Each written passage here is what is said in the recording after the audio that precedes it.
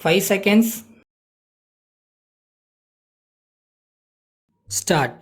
மாண்புமிகு துணைத் தலைவர் அவர்களே, ஆளுநர் உரையின் மீதான விவாதத்தில் கலந்து கொண்டு சில கருத்துக்களை பகிர்ந்து கொள்வதற்கு வாய்ப்பு அளித்தமைக்கு முதற்கண் நான் எனது நன்றியை தெரிவித்துக் கொள்கிறேன். எனது கருத்துக்களை சொல்வதற்கு முன்பு உடல் நலமின்றி அமெரிக்காவுக்கு சென்று நல்ல முறையில் தேறி வந்த முதலமைச்சர் அவர்களுக்கு நான் சார்ந்துள்ள அணியின் சார்பாக நல்வாழ்த்துக்களை தெரிவித்துக் கொள்ள விரும்புகிறேன். தொடர்ந்து அவருடைய சேவையால் ஏழை எளிய மக்களுக்கு ஒரு நல்வாழ்வினை அவர் நிச்சயமாக அளிப்பார் என்று கருதி எனது மகிழ்ச்சியை தெரிவித்துக் கொள்ள கடமைப்பட்டிருக்கிறேன். மத்திய அரசிடமிருந்து திட்டங்களுக்கு உரிய அளவிற்கு மாநில அரசுக்கு நிதி உதவி அளிக்கப்படவில்லை என்று குறிப்பிடப்பட்டிருக்கிறது. மாண்புமிகு நல்வாழ்வுத்துறை அமைச்சர் அவர்கள் கூட இங்கே இதை பற்றி குறிப்பிட்டார்கள்.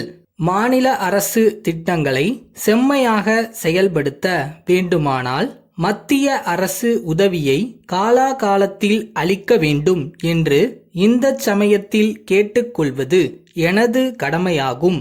அடுத்து, வறுமையை ஒழிக்க மேற்கொண்டுள்ள திட்டங்களையும் முதியோருக்கு ஓய்வூதியம் வழங்குவதையும் நான் பாராட்டி வரவேற்கிறேன்.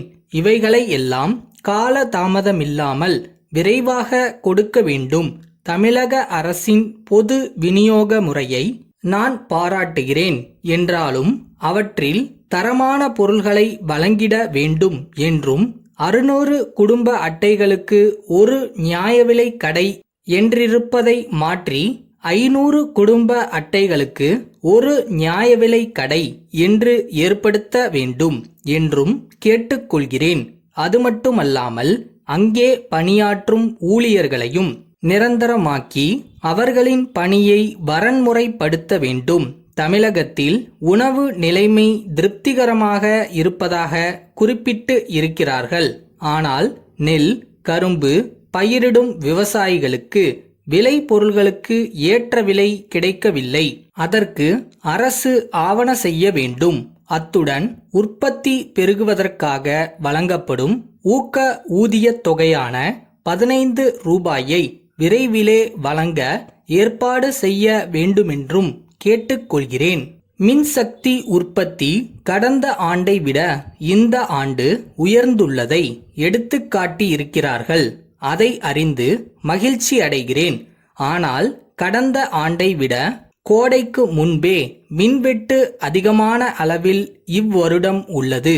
இதன் காரணமாக விவசாயிகளும் சிறு தொழில் அதிபர்களும் பெரிதும் பாதிக்கப்படுகிறார்கள். இதனால் உற்பத்தியும் குறைகிறது.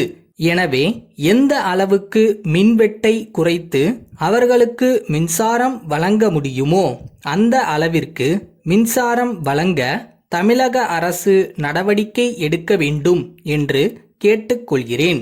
தமிழகத்தில் வீட்டுக்கு ஒரு விளக்கு என்ற திட்டத்தை அமல்படுத்தி இருக்கிறார்கள். அதிலும் குடிசை வாசிகளுக்கு ஒரு விளக்கு தேவைப்படும் மின்சாரத்தை இலவசமாக வழங்குவதை நான் பாராட்டுகிறேன். தமிழக அரசு தொழில்துறையில் மிகுந்த அக்கறை காட்டி வருகிறது என்றாலும் மற்ற மாநிலங்களோடு ஒப்பிடும்போது நாம் மிகவும் பின்தங்கி இருக்கிறோம் என்று நான் கருதுகிறேன்.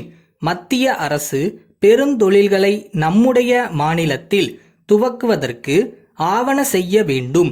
அதற்கு தேவையான இட வசதியையும் கடன் வசதியையும் நாம் அளிக்க வேண்டும். இதனால் இங்கே அதிகமான வேலைவாய்ப்பு பெருகுவதோடு மக்களுடைய வாழ்வும் வளம் பெறும். தென்னார்காடு மாவட்டத்தின் தலைநகராகிய கடலூர் பாண்டிச்சேரிக்கு பக்கத்தில் இருப்பதால் அங்கே தொழில்துறையில் முன்னேற்றம் ஏதுமின்றி இருக்கிறது. பாண்டிச்சேரியில் தொழில் துவங்குவோருக்கு நிலம் வாங்கவும் கருவிகளை வாங்கவும் பல சலுகைகளை அளிக்கிறார்கள்.